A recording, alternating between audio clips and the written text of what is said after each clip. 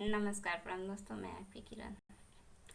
माई रोज याद आवेलू सपनवा में, माई रोज याद आवेलू सपनवा में।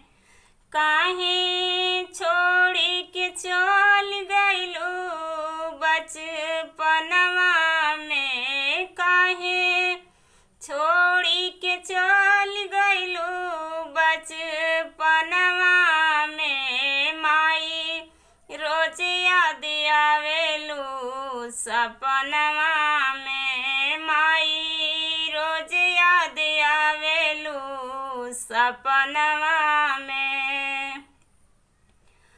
जिंदगी बेकार लागे माई तोहरा बिन हो, यापन वीरान सभे ताकेलाहीन हो।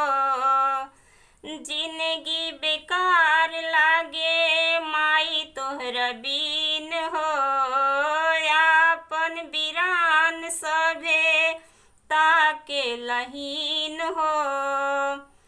तनिको कैलू ना विचार अपना मनवा में, तनिको कैलू ना विचार अपना मनवा में। माई रोज याद आवेलू सपनवा में, माई रोज याद आवेलू सपनवा में। लागे सुना सुना माई बिना याचरा, तड़पिला हम जैसे गाय बिना बछड़ा।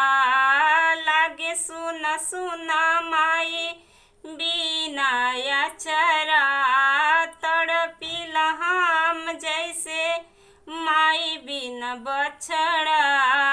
तड़पिला हम जैसे गाय बिना बछड़ा।